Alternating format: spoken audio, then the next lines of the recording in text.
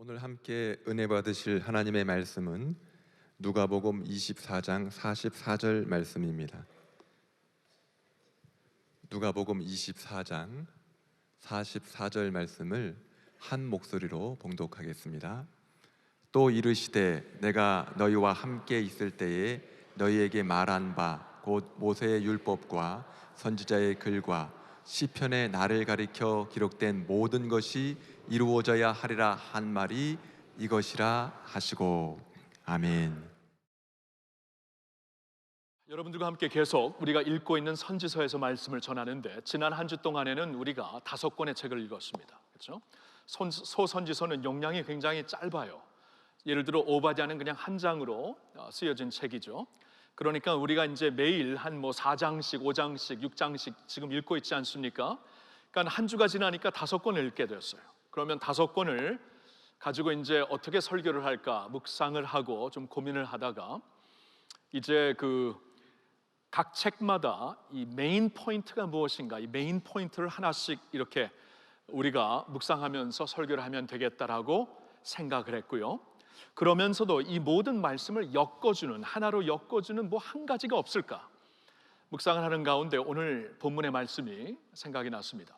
이 본문의 말씀은 예수님께서 이제 이 세상에 오셔서 아버지께서 자신에게 주신 모든 사역을 다 끝내시고 다 완성하시고, 그러니까 십자가에 달려 죽으시고 죽으신 지 사흘 만에 부활하시고 구속사역을 다 이루셨습니다. 다 이루셨기 때문에 이제 하나님 우편으로 가시게 될 그때에, 그 찰나에 제자들에게 주신 말씀인데, 무슨 말씀을 여기서 하냐면은 구약에 있는 모든 말씀이, 모세의 율법과 선지자들의 글과 시편이 이제 다 내 삶에서, 나의 사역에서 이루어진 것이다라고 말씀을 하시고 있죠.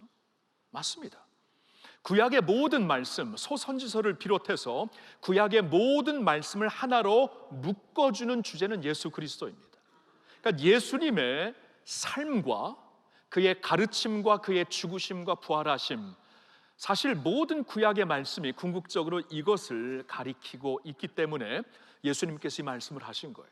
그래서 오늘 우리도 그러한 마음으로 말씀을 보겠는데요, 제가 이 5권을 다 하지 않고 4권만, 그리고 5번째 미가서는 제가 4부 예배 뉴웨이브 청년들에게 좀 전하려고 해서, 미가서만큼은 좀 지금 이때에 우리가 어떻게 사회에서 어떠한 마음을 가지고 이 시국을 비롯해서 사회의 이 혼란스러운 것들을 어떻게 봐야 되는가, 우리에게도 필요하지만 젊은이들에게 정말 필요한 말씀을 주시는 것 같아가지고 제가 4부 예배 뉴웨이브 때는 미가서를 좀 집중적으로 전하겠지만, 그 앞에 있는 4권의 말씀, 그러니까 요엘서, 아모스, 오바댜, 요나서, 이 4책을 가지고는 제가 각 한 포인트씩 말씀을 전하면서 이 소선지서를 통해 하나님께서 오늘날 우리에게 주시는 말씀이 무엇인가, 그리고 이 말씀을 다 듣고 마지막 찬송으로는 내가 매일 십자가 앞에 예수님께로 달려나가는,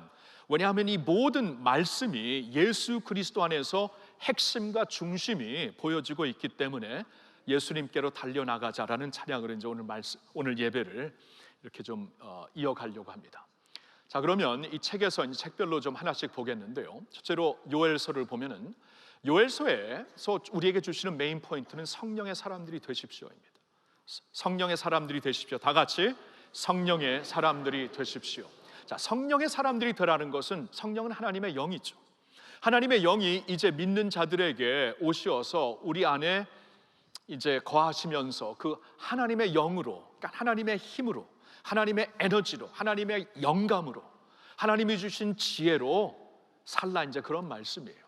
근데 놀랍게도 요엘서에서, 왜냐하면 구약 성경에는 아직 성령 시대가 일어나지 않았기 때문에 성령이 이제 특별한 사명을 받은 사람들, 예를 들어서 왕들에게, 예를 들어서 또한 선지자들에게, 특별히 성전에서 이제 하나님의 영광을 받고 이제 그 물건을 만들어야 되는 사람들에게 성령께서 임하신 것을 우리가 볼 수 있지만, 보편적으로 성령 시대에 허락하신 것처럼 모든 성도들에게 임하시는 것을 볼 수가 없거든요. 근데 요엘서에서 이 말씀을 하시고 있어요. 자, 요엘서는 무슨 말씀인가? 요엘서는 있잖아요, 요엘서에 굉장히 강조가 되는 그 단어가 하나 있는데 그게 바로 여호와의 날입니다. 욤 야훼. 욤 야훼. 이게 이제 히브리어 단어인데요. 욤 야훼라는 이 단어가 선지서에 특별히 강조가 되는 단어인데 특별히 그 중에서도 요엘서에 5번이 나옵니다. 여러분, 그 나머지 선지서가 16권이 되는데 16권 중에서는 욤 야훼라는 이 선지서에서 나오는 이 단어가 총 13번 나옵니다. 16권 중에 총 13번 나오는데 요엘서, 그렇게 길지도 않은 요엘서에서 5번이 나왔다는 것은 하나님께서 요엘서를 통해 이제 강조하시는 그러한 그 테마가 되는 것인데, 욤 야훼, 여호와의 날이다. 여기서 말씀하시는 여호와의 날은 하나님의 심판의 날을 가리킵니다. 그래서 이 욤 야훼라는 단어가 여호와의 날이 요엘서에서 사용되었을 때 크고 두려운 날이라고 말씀을 하고 있어요. 크고 두려운 날, 하나님의 심판이 임하는 날이 될 것이기 때문에 크고 두려운 날이다. 그러니까 이 심판이라는 것은 죄 때문에 오는 것이죠. 여러분, 죄에는 결과가 있습니다. 이 죄를 그리스도 안에서 우리가 해결받지 못하고 씻음받지 못하면은 죄의 결과는 항상 죽음입니다. 사망입니다. 하나님께서 죄를 그냥 두시지 않고 언젠가는 심판하신다, 이 말씀이에요. 자, 그래서 욤 야훼, 하나님의 심판의 날을 가리켜 크고 두려운 여호와의 날인데, 그런데 요엘서를 보면은 하나님을 믿고 하나님께 회개하며 돌아오는 자들에게는 이 욤 야훼가, 똑같은 크고 두려운 이 욤 야훼가 회개하고 돌아오는 자들에게는 하나님의 희망과 회복의 날도 되더라고요. 이게 요엘서를 보면서 딱 우리에게 대조가 되는, 이 크고 두려운 날이 또한 하나님의 은혜 가운데 하나님의 희망과 회복의 날이 될 수가 있구나. 근데 중요한 것은 회개하는 자들에게. 그래서 여러분들이 이제 나중에 2장 11절, 12절, 13절, 14절을 보면 하나님께서 그래도 지금이라도 돌아와라, 지금이라도 돌이키면 된다, 크고 두려운 날, 특별히 요엘서에서는 메뚜기 떼를 보여주시고 있는데, 메뚜기 떼는 그 당시 이스라엘 팔레스타인 지역처럼 이 농업을 하는 그 국가에는 이 메뚜기 떼는 국가적 재앙입니다. 아무리 농사가 잘 돼도 한번 메뚜기 떼가 왔다 가면은 다 망하죠. 그러니까 이 국가적인 재앙, 크고 두려운 날, 메뚜기 떼를 통해서 계속 보여주고 있으신 그 욤 야훼, 여호와의 날을 쭉 말씀하면서 갑자기 이 욤 야훼가 그래도 이제 우리 마음을 찢고 주님께 돌아오면, 이 겉으로 옷을 찢는 모습들이 있었는데요, 유대인들에게는 뭐 슬픈 일이 있을 때 옷을 찢고 머리에 재를 부었는데, 옷을 찢는 게 아니라 가슴을 찢고 마음을 찢고 하나님 앞에 회개하는 마음으로 나오면은 하나님께서 그 욤 야훼, 그 크고 두려운 날에 도리어 하나님의 희망과 회복을 주신다라는 말씀을 우리에게 허락하세요. 자, 근데 요엘서를 보면은 하나님의 희망과 하나님의 회복이 무엇으로 우리에게 무엇으로 우리에게 설명이 되냐 하면 하나님의 임재로 설명이 됩니다. 하나님이 친히 오셔서 그의 임재로 우리를 회복하시고, 여호와의 날일지라도 하나님이 오셔서 회복하시고 우리에게 그 치유를 주신다라는 말씀이 있어요. 자, 이 말씀이 어디에서 대표적으로 나오냐 하면 요엘서 2장 28절부터 32절의 말씀입니다. 조금 스피드 있게 제가 읽어볼게요. 그 후에 내가 내 영을 만민에게 부어주리니 너희 자녀들이 장래일을 말할 것이며 너희 늙은이는 꿈을 꾸며 너희 젊은이는 이상을 볼 것이며 그때 내가 또 내 영을 남정과 여정에게 부어줄 것이며 내가 이적을 하늘과 땅에 베풀리니 곧 피와 불과 연기 기둥이라. 여호와의 크고 두려운 날 욤 야훼 이르기 전에 해가 어두워지고 달이 핏빛같이 변하려니와 누구든지 여호와 이름을 부르는 자는 구원을 얻으리니 이는 나 여호와의 말대로 시온산과 예루살렘에서 피할 자가 있을 것이며 남은 자 중에 나 여호와의 부름을 받을 자가 있을 것임이니라. 아멘입니까? 자, 크고 두려운 여호와의 날에 그러한 엄청난 그 두려운 하나님의 심판이 있을 텐데, 그런 가운데서도 누구든지 여호와의 이름을 부르는 자는 구원을 얻는다. 하나님께서 약속하신 대로 시온산과 예루살렘에 피할 자가 반드시 있을 것이고 남은 자 중에 나 여호와의 부름을 받을 자가 있을 것이다. 자, 하나님의 회복과 치유를 여호와의 심판의 날에 말씀을 하시는데, 이 회복과 치유를 가장 우리에게 이 중심되게 설명해 주시는 말씀이 바로 28절이에요. 하나님의 임재라 그랬죠. 자, 28절은 한 목소리로 다시 읽어보겠습니다. 그 후에 내가 내 영을 만민에게 부어주리니 너희 자녀들이 장래일을 말할 것이며 너희 늙은이는 꿈을 꾸며 너희 젊은이는 이상을 볼 것이며. 보셨나요? 그 후에 하나님께서 이렇게 그 심판의 날을 준비하시고 계시지만 이 마지막 심판의 날이 오기 전에, 그러니까 지금은 그때로서는 훗날이었는데 언제가 될지 모르지만 그 날이 되면은 내가 내 영을 만민에게 부어준다. 특별한 부름받은 특별한 나실인들, 왕들, 제사장에게 아니면 선지자들에게만 허락하시는 하나님의 영이 아니라 만민에게, 자녀들과 노인들과 젊은이들에게, 청년들에게 부어주며 남정과 여정, 그러니까 차별 없이 주의 이름을 부르는 모든 자들에게 내 영을 부어주리라. 하나님의 성령의 시대를 약속하시고 있습니다. 자, 그럼 이 성령의 시대가 언제 이루어졌는가? 성경이 성경을 해석합니다. 여러분, 성경으로 성경을 해석하지 않는 거 좀 자세히 보셔야 돼요. 다시 보셔야 돼요. 내 생각으로, 여러분 그런 거 없습니다. 성경이 이게 확인하지 아니하면 참 위험한 해석이 될 수가 있는데, 그러면 저 훗날이 언제 이루어진 것인가?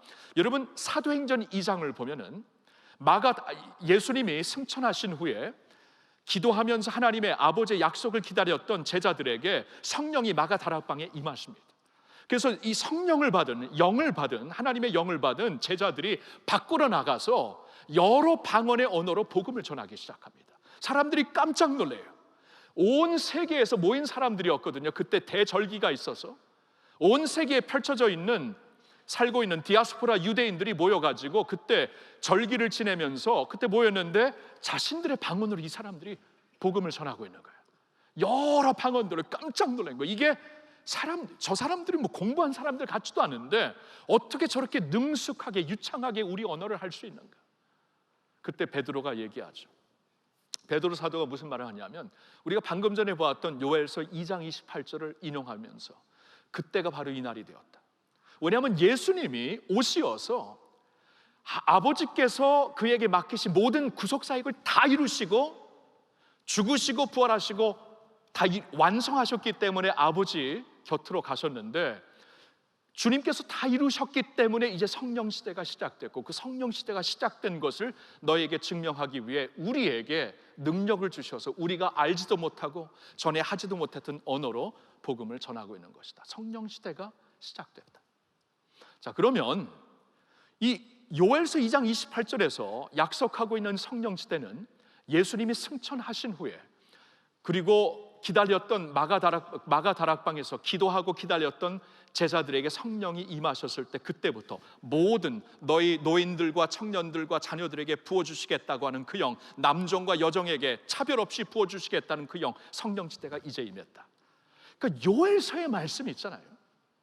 하나님의 크고 두려운 날을, 심판의 날을 우리에게 보여주시면서도 그 마지막 심판이 있기 전에 하나님께서 마지막 주님의 사역을 펼치시기 위해 예수 그리스도의 다 이루신 그 사역 바탕 위에 하나님의 성령이, 하나님께서 당신의 영으로 우리에게 찾아오셔서 하나님의 영으로 살며 하나님의 영으로 주의 일을 할 수 있는 시대를 열어간다는 것입니다. 그때가 오늘입니다.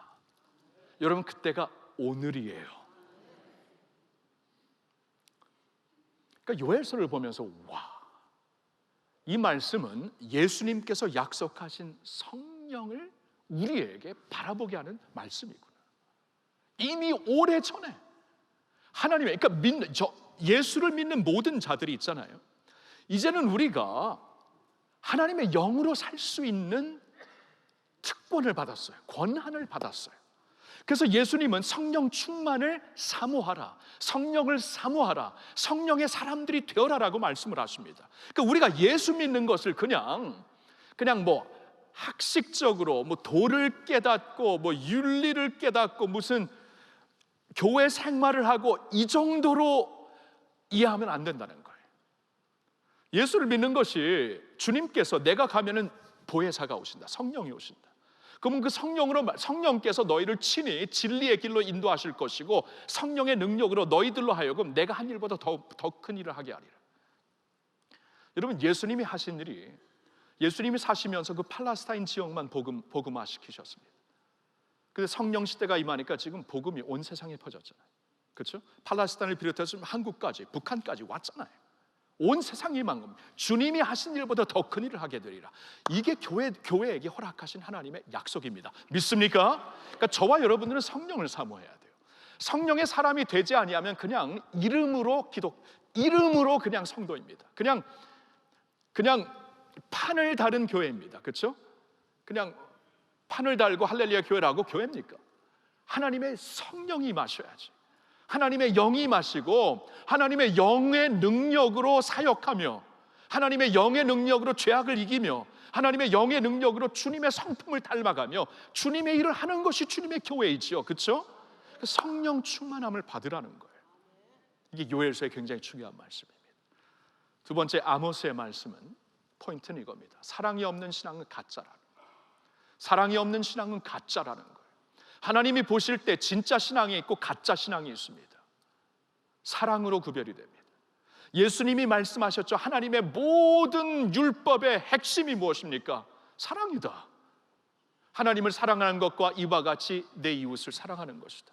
크고 첫째 되는 계명, 하나님 사랑, 이웃 사랑입니다. 그러니까 내 믿음이 진짜인가? 내 안에 하나님의 영이 계신가? 내가 진짜 하나님의 능력으로 살고 있는가? 하나님의 율법대로 뜻대로 살고 있는가? 어떻게 알 수 있냐면 여러분, 사랑하고 있는 거예요. 여러분, 잘 믿는다고 하면서 사랑이 없으면 그거 가짜입니다. 믿음 생활은 더 열심히 하고 있는데 사랑보다도 증오가 많아지면 그거 가짜입니다. 어딘가 병든 겁니다.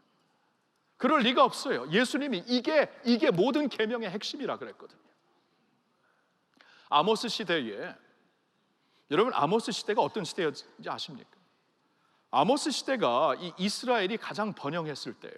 가장 번영했을 때. 왜냐하면 그 당시에 그 주위의 강대국들이 조금 이렇게 조용할 때였습니다. 서로 싸우면서 조용하기 시작하니까 비교적으로 이제 이스라엘이 작은 나라였잖아요. 이스라엘이 막 이제 편하게 사는 거예요. 번영하며 살게 되는 것이. 그래서 솔로몬 시대 이후로 이스라엘이 가장 번영했을 텐데 가장 타락했던 때였습니다. 그래서 하나님이 그때에 기원전 8세기 중반이었거든요. BC 한 760에서 740, 그때 굉장히 번영하고 번성했을 때 하나님께서 가장 불같은 사자들을 보내십니다. 이사야, 호세야, 아모스, 미가, 이런 선지자를 보내셔갖고 겉으론 잘 나가는 것 같죠. 우리가 이렇게 잘 살고 막 번영하는 것이 하나님이 우리를 축복해서다, 하나님이 우리에게 은총을 주셔서 그런 것이다, 막 은총을 누리면서 종교는 더 왕성해졌습니다. 여러분, 종교가 왕성해졌어요. 신앙이 자란 게 아니고 종교가, 시스템이, 사람의 종교가 왕성해졌어요. 그래서 제사도 많이 지냈습니다.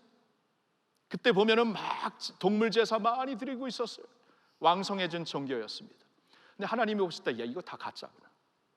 여러분, 이사야서를 보세요. 너희들 그렇게 살고 있는데 너희들 제사를 내가 받을 것 같니?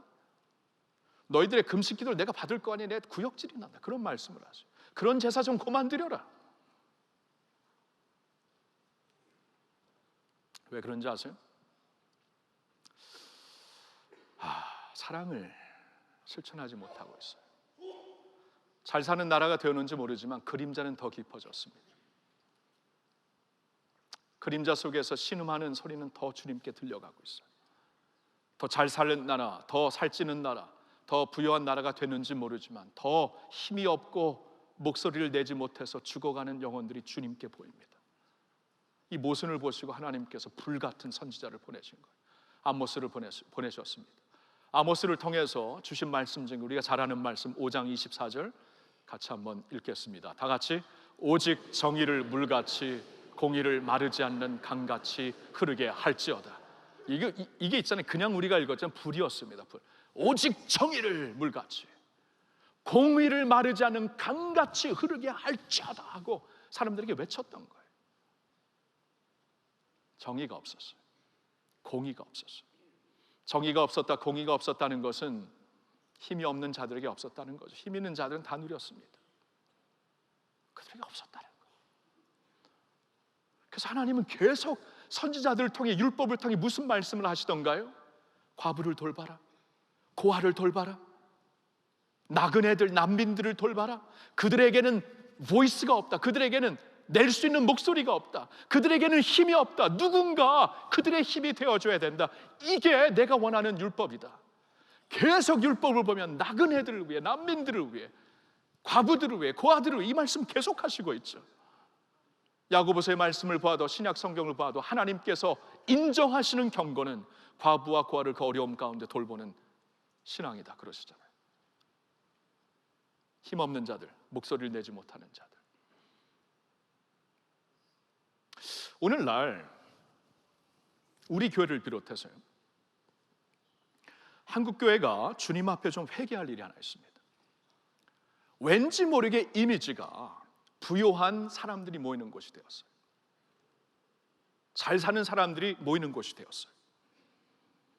안 그러신 분들도 물론 있죠. 그리고 잘 사는 사람들이기 때문에 도리어 더 많이 구제하고 더 많이 사역할 수 있습니다. 제가 그것을 부인하는 것은 아니에요. 지금 제가 그냥 일반적으로 보았을 때 번영과 번성을 그동안 강조해서 그런지 자꾸 그쪽으로 교회 이미지가 가고 있습니다. 이거 참 우리가 하나님 앞에 회개해야 돼요.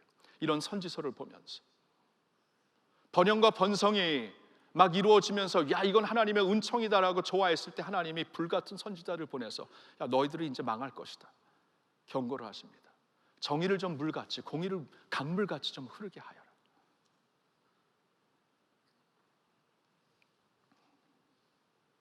예수님이 참 그 수가성 여인에게 찾아가신 것, 아무 소리를 낼 수 없는 수가성 여인에게, 사마리아인이었고 제자들이 놀라잖아요. 왜 저 길로 가시는가? 다들 이 길로 가는데 주님은 반드시 가야 된다. 내가 만날 사람이 있다. 소리를 내지 못하고 힘이 없는 한 사람을 만나서 그를 회복하니까 이 수가성, 사마리아성 전체가 부흥을 경험하잖아요.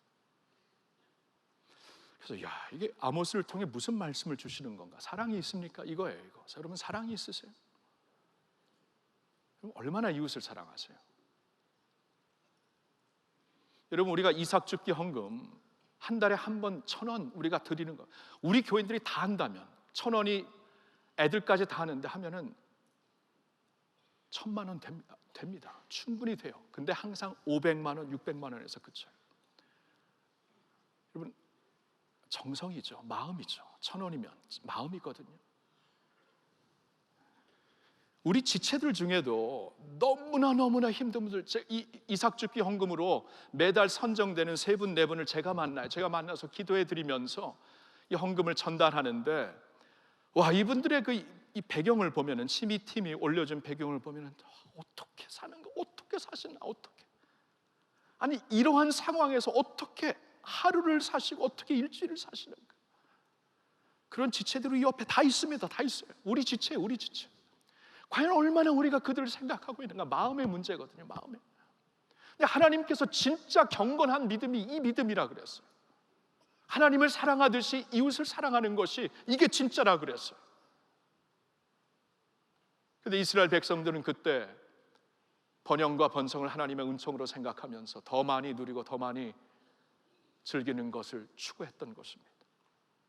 하나님이 부어줬으면 감사하라고 했어요. 감사하고 누릴 건 누리세요. 감사하면서 누리면서, 그러나 반드시 우리 옆을 봐야 됩니다. 그리고 없는 자들도 이런 말씀을 들으면은 맞아 이렇게 권한만 얘기하지 말고 여러분들에게도 이제 하나님 여러분들에게도 이웃을 봐야 되는, 없는 가운데서도 이웃을 봐야 되는 하나님의 말씀은 그대로 적용이 됩니다. 받기만 하라는 거 아니에요. 없는 가운데서도 과부의 렙돈을 주님께서 우리에게 말씀하시는 거, 없으면 없는 대로 하는 게 의미가 있는 것이죠. 중요한 것은 사랑입니다. 아모스의 말씀, 사랑이 진짜, 사랑이 사라진 믿음은 가짜다. 세 번째로 오바댜의 말씀, 주의 나라를 위해 사십시오. 오바댜의 말씀을 보면은요, 한 장이거든요, 한 장. 이 말씀을 통해 하나님이 에돔 백성들을 심판하신다는 말씀을 주시고 있어요. 이게 조금 독특해요. 이 모든 말씀이, 선지서들이 거의 다 이제 유대 백성들, 이스라엘 백성들을 향해 주시는 말씀인데, 오바댜 말씀도 분명히 믿는 자들에게, 성도들에게 주시는 말씀인데, 그 내용이 에돔에게 임할 심판에 대한 말씀입니다. 여러분, 에돔 사람들은 이스라엘 백성들과 먼 친척이었어요. 먼 친척. 여러분, 아브라함, 이삭 그리고 야곱으로 연결되는 그러한 이스라엘의 족장들인데, 아브라함, 이삭에게 두 아들이 있었죠. 첫 아들이 에서였고 둘째 아들이 이삭이었죠. 야곱이었죠. 야곱의 자손들이 이제 이스라엘 백성들이 되는데, 야곱의 형이었던 에서의 자손들이 에돔 자손들이, 에돔입니다. 후손들이 에돔 백성들이에요. 그러니까 먼 친척이었거든요. 그런데 역사를 보면은 에돔이 이스라엘의 적이었어요. 그리고 유다 백성들이 망했을 때 에돔이 먼 친척인 이스라엘 유대 백성들을 도와야 되는데, 품어야 되는데 품지 않습니다. 도리어 그들을 강탈합니다. 그들을 더럽게 합니다. 그들을 저주합니다. 그러면서 이제 유다 백성들이 바벨론으로 끌려갔거든요. 그러면 바벨론으로 끌려간 하나님의 백성들에게는 무슨 질문이 있었을까 한번 생각을 해보세요. 하나님, 우리에겐 미래가 있는 것입니까? 하나님은 분명히 우리 조상 아브라함에게 내가 너와 너희 조상 후손들을 통해 온 세상을 축복하리라 말씀하셨는데, 우린 지금 나라도 잃었어요. 우린 지금 에돔 백성들에게, 그 작은 백성들에게도 비방거리, 모욕을 받고 있는 백성들이 되었어요. 우리는 뭡니까? 이 꼴이 뭡니까? 하나님, 우리에게 하나님의 약속은 적용되는 것인가요? 우리는 과연 하나님 미래가 있는 것인가요? 하나님, 이렇게 백성들이 우리를 모욕하고 이스라엘 적들이 이렇게 흥황하고 있을 때 하나님은 뭐 하시고 계십니까? 왜 이렇게 무관심이세요? 왜 이렇게 침묵만 갖고 계세요? 이런 질문이 없었을까요? 이 질문에 대해서 대답하는 거예요, 오바댜 선지자가. 오바댜 선지자를 통해 하나님이 아신다는 거예요. 에돔이 너희를 어떻게 힘들게 하였다는 것을 아신다는 거예요. 그래서 그들에게 심판이 있겠다는 것을 말씀해 주시는 거예요. 그러면서 그와 함께 주시는 이 보필적인 메시지는, 내가 그들의 악을 보고 그들을 심판할 것이고, 그러면 너희들은 내가 꼭 기억하고 내가 처음부터 약속했던 그 약속을 너희들을 통해 반드시 이룰 것이다. 그래서 오바댜를 보면 마지막 구절이 참 의미심장해요. 1장 21절 마지막 구절인데요, 이 말씀에서 하나님의 나라를 우리에게 보여주십니다. 같이 읽어볼까요? 구원받은 자들이 시온 산에 올라와서 에서의 산을 심판하리니 나라가 여호와께 속하리라. 자, 너희들은 지금 포로로 잡혀가는지 모르지만 반드시 구원받는다. 구원의 백성이 아닌 게 아니다. 반드시 내가 너에게 장가들리라, 너희와 영원히 살리리. 이게 지난주에 봤던 호세아 말씀이었죠. 구원받게 될 것이다. 그러면 너희들이 구원받아서 시온산에 올라오게 된다. 시온산은 상징적인 하나님의 나라입니다. 하나님이 통치하시는 그 하나님의 나라에 올라와서 너희들이 에손의 산을 심판할 것이다. 에서가 에돔이었거든요. 그러니까 도리어 주님과 함께 왕노릇하며 주님과 함께 심판도 하고 주님과 함께 살리기도 하고, 그 이유는 모든 나라가 하나님께 속하였음이라. 하나님의 나라를 우리에게 보여주시고 있습니다. 그러니까 이게 무슨 말씀이냐 하면, 지금 자신들은 나라를 빼앗기고 포로로 끌려갔고, 우리에게는, 자손들에게는 아무런 이제 미래가 없다고 생각하고 있지만 아니라는 거예요. 이 모든 혼란과 역사의 이 뒤죽박죽된 모습 가운데 하나님의 나라는 여전히 자라고 있다. 하나님은 여전히 당신의 나라를 키우시고 있다. 그 말씀이에요. 그 나라에 너희가 속할 것이고 너희가 왕노릇하게 될 것이다. 이 말씀을 하시는 거예요. 여러분, 다니엘에게 보여주셨던 그 환상을 기억하시죠? 큰 신상이 있습니다. 화려한 신상. 머리가 금으로, 이 가슴은 은으로, 배는, 그리고 이 히프는 그 동으로, 그리고 다리는 철로 된 이 신상, 화려한 신상. 뭐 사람들이 와, 그냥 그 앞에서 그냥 쪼그라들 수밖에 없는 큰 신상. 그런데 옆에 사람이 꾸미지 않은 초라하다는 거예요. 꾸미지 않는 돌. 여기는 꾸민 큰 신상, 초라한 돌이 있는데 그 돌이 점점 커지더니 언제 와서 이 신상을 부셔버린다. 사람의 손으로 뜨이지 않는 돌, 하나님께서 만드신 나라라는 거죠. 이 나라가 진짜 이 모든 세상의 화려한 나라를 정복하고 이 나라가 온 세상의 산맥이 되리라, 이 말씀을 주시는 거예요. 그렇죠? 그래서 세상의 모든 나라들은 한때 로마가 얼마나 화려했어요. 바벨론이 얼마나 화려했어요. 한때 소련, 여러분 우리 시니어 세대, 소련 세계 강대국이었습니다. 지나가잖아요. 먼지로 바뀌잖아요. 바벨론 지금 지도에 없습니다. 소련 지도에 없어요. 지나가잖아요. 근데 하나님의 나라는 팔레스타인에서 시작한 조그만 하나님의 나라, 그 아무런 볼 것 없는 하나님의 나라, 지금 온 세상에 임했잖아요. 그렇죠? 한국 땅에도 임했잖아요. 북한 땅에도 임했잖아요. 하나님의 나라가 전진한다는 거예요. 그러니까 역사에 이러한 우리가 보기에는 모순이거든요. 1907년도에 한반도에 대붕, 평양 대붕이 일어났는데 고작 2년이 지나갔고 일제 강점기가 시작이 됩니다. 아니 대붕을 주시더니 이건 뭐야 이제. 신사 참배와 뭐 이런 걸 하면서 교회가 핍박을 받는 시대를 허락하십니다. 우리가 보기에는 모순이고 이게 뭐냐. 근데 참 우리가 보기에는 역사의 모순인데 수수께끼고 풀리지 않는 것인데 하나님은 여전히 주님의 나라를 키우시고 있고, 그렇죠? 그 가운데서도 하나님의 나라가 왕성해지는 것이고, 그러니까 이 세상에 끊이지 않고 영광스럽게 전진하는 나라는 딱 한 나라, 하나님의 나라인 줄로 믿습니다. 그 나라에 너희들이 주역으로 서게 된다. 그러니까 미래가 있다는 것이에요.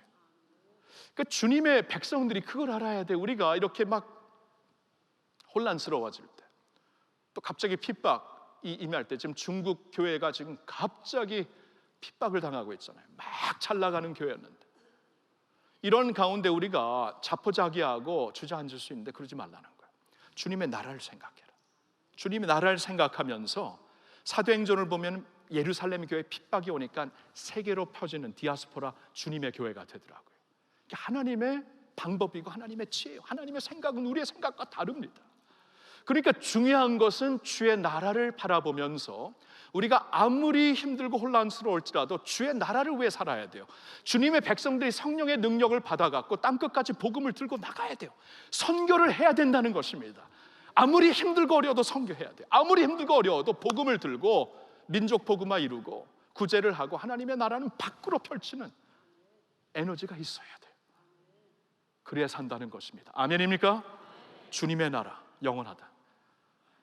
그리고 마지막으로 요나서입니다. 요나서는 바로 이거예요. 긍휼의 사람들이 되라는 거예요. 긍휼의 사람들. 여러분 그 요나서는 우리가 소선지서 스토리 중에서 잘 압니다. 그렇죠? 하나님께서 요나를 불러서, 선지자를 불러서 니느웨 백성들에게 가서 말씀을 전하라. 니느웨? 이스라엘이 적인데요. 이제 좀 후에는 이 니느웨가 아수르의 중심이 될 것이고 나중에 바벨론의 또한 중심지가 될 것인데, 그 나라를 하나님께서 축복하시면 어떡합니까? 이스라엘이 적인데 요나가 싫다고 합니다. 반대 방향으로 돌아갑니다. 하나님의 뜻을 도저히 받아들이지 못하겠다는 거예요. 이건 내가 받아들일 수가 없다. 하나님이 어떻게 하시던가요? 그가 타고 있는 배에 큰 풍파를 보내셔서 요나가 그 물에 빠지게 되죠. 근데 물에 빠지면 죽는 것인데 하나님께서 큰 물고기를 준비하셨다가 삼키게 하십니다. 그냥 삼키게요. 그래서 그 물고기 뱃속에 들어가서 에어포켓 가운데 사실 큰 물고기가 하나님이 허락하신 구원이더라고요. 보니까 거기서 요나가 하나님의 구원을 찬양하고 이제 하나님께 다시 그 마음을 찾고 하나님 앞에 구원의 하나님을 바라보면서 기도했을 때 그 큰 물고기가 그를 토하게 되죠. 그래서 원래 하나님이 보내셨던 니느웨로 가게 되는데 텐션은 계속 있습니다. 처음부터 텐션은 뭐냐면 니느웨 우리가 보기엔 죽어야 될 사람들인데, 우리가 보기엔 저주받아야 될 사람들인데 하나님께서 그들에게 가서 복음을 전해. 아이고, 근데 안 됐다가 크게 혼나고 아이고 안 되겠다 이제 가서 전하는데 이게 웬일입니까? 복음을 전하니까 그들이 반응을 하는 거예요. 하나님의 회개를 전하니까 그들이 회개를 하는 거예요. 선지자가 말씀을 전하면 말씀을 듣고 반응하는 것을 기뻐해야 되는데 요나는 기뻐하기는커녕 씩씩거리기 시작. 내 이럴 줄 알았는데, 하나님 나 이럴 줄 알았는데, 나 이래서 안 온다 그랬는데, 분명히 하나님 말씀 전하면서 저 사람들이 돌아설 줄 알았는데 하나님 왜 이렇게 하시는 겁니까? 하면서 막 불평하기 시작합니다. 그럴 때 하나님이 요나서 마지막 구절을 통해 던지시는 질문이 있어요. 4장 11절입니다. 같이 읽어볼까요? 하물며 이 큰 성읍 니느웨에는 못하는 자가 12만여 명이요 가축도 많이 있나니 내가 어찌 아끼지 아니하겠느냐 하시니라. 야, 요나야, 내가 너 이 성읍 보지? 이 성읍에 좌우를 분별하지 못하는 갓난아기가 12만 명이나 된다. 12만 명이나 돼. 가축도 많이 있다. 하나님의 가축 피조 세계를 다 사랑하신다는 거죠. 근데 이들을 내가 아끼는 것이 당연한 게 아니. 내가 만들었는데 너는 네가 만들지도 않는 박넝쿨 하나 시들었다고 그렇게 씩씩거리는데 내가 만든 내 형상으로 만든 이들을 위해 내가 긍휼을 베푸는 것이 마땅한 게 아니니? 질문으로 끝나요. 질문으로. 우리에게도 질문을 하십니다. 우리가 보기에는 적들이 있어요. 그게 일본도 될 수 있고 중국도 될 수 있고 북한도 될 수 있고 이슬람 종교를 믿는 무슬림들이 될 수가 있습니다. 이질감이 생겨. 진짜 싫어요. 흥분돼서 약 올라요. 때려 부셔. 그렇죠? 근데 하나님의 마음이 어떤가? 그들도 하나님이 만드셨다 이 말이에요. 종교가 다르다고, 문화가 다르다고 하나님이 그들에게 관심이 없는가? 아니라는 거. 관심이 있다는 거예요. 우리가 보기에는 이질감이 나는데요, 하나님이 보시기에는 여전히 내가 구원해야 될 백성들, 하나님의 마음으로 보라는 거예요. 하나님의 마음으로. 하나님의 컴패션, 하나님의 긍휼하심이 왜 없니? 너 긍휼하심으로 구원받잖아니. 로마서 12장 1절을 보니까 내가 하나님의 모든 자비하심으로 너희를 고나노니. 그러니까 지금까지의 모든 말씀이 하나님의 자비였어요. 하나님의 긍휼이었어요. 하나님의 긍휼로 이방인도 구원받았고 유대인도 구원받았어요. 하나님의 이 모든 자비와 긍휼을 받은 너에게 이제 명한다. 그러니까 우리가 하나님의 긍휼 안에서 거듭난 사람들이에요. 우리도 이방인이었잖아요. 우리도 하나님 몰랐잖아요. 우리도 그런 면에서는 이스라엘의 적이었잖아요. 그렇죠? 하나님의 약속 밖에 있는 백성들이었잖아요. 그리스도 밖에 있는 사람들이었잖아요. 근데 우리에게 긍휼을 베푸셨잖아요. 우리도 긍휼을 베푸는 게 당연한 게 아니니. 그렇죠? 이게 요나서의 말씀이에요. 자꾸 우리가 편을 짓습니다. 우리가 사랑할 나라가 따로 있고 우리가 동맹해야 될 나라가 따로 있고 배척해야 할 나라가 있고 배척해야 될 백성들이 있고 몰아내야 될 백성들이 있고 자꾸 우리가 만듭니다. 그리고 하나님이 말씀하시는 정의는 하나님의 정의예요. 나의 정의가 아닙니다. 보수 시각의 정의가 아니고 진보 시각의 정의가 아니에요. 하나님의 정의입니다. 세상에 옳고 그릇된 길이 있지만 그 위에 예수의 길이 있어요. Jesus way는 그 위에 있습니다. 그러니까 주님께서 그 말씀을 하신 거예요. Jesus way가 무엇인가? 하나님은 99마리를 놔두고 한 마리야. 계산이 안 되는데 계산이 안 될 거다. 너의 잣대로는 계산이 안 될 거다. 너의 생각으로는 이거 정의가 아닐 거다. 근데 나에게는 정의다. 오늘날 우리에게 주시는 말씀이 아닐까? 오늘날 예수님이 우리에게 던지시는 말씀이 아닐까? 4개의 소선지서에서 메인 포인트를 우리가 보았습니다. 메인 포인트는 다음과 같습니다. 다시 요약한다면 성령, 요엘서는 성령을 받아라. 아모스는 사랑이 없으면 가짜다. 오바댜는 그 나라를 사모하며 그 나라를 위해 살라. 그게 교회다. 요나서는 긍휼을 베푸는 백성들이 되어라. 너가 생각하기에는 긍휼 받을 자격이 없는 그들에게 하나님은 긍휼을 베푸신다. 아멘. 기도하겠습니다. 하나님 아버지, 오늘도 선지자들을 통해 주시는 말씀, 수천 년 전에 우리에게 백성들에게 던지신 말씀이 오늘도 우리에게 그대로 적용되어야만 하는 하나님의 말씀인 것을 깨닫고 감사를 드립니다. 아버지, 그동안 이렇게 살지 못했던 저희들을 용서해 주옵소서. 성령 충만함을 받으라 말씀하시오니 우리 성령을 사모하며 성령의 사람들이 되게 하여 주시옵소서. 하나님의 영과 함께 사랑하는 백성들이 되어라. 하나님 사랑하는 것처럼 이웃을 사랑하는 사랑의 백성들이 되라는 말씀을 가슴에 품고 사랑하는 사람들 되게 하여 주시옵소서. 그리고 아버지, 그 나라를 사모하며 그 나라의 백성들이 되어야 된다. 이 세상의 혼란과 아픔 가운데서도 하나님의 나라는 확장되고 있다. 그 나라를 위해 성령 충만 능력으로 복음을 전하고 선교하는 주님의 교회 되게 하여 주시옵소서. 그리고 긍휼을 갖고 사람들을 바라.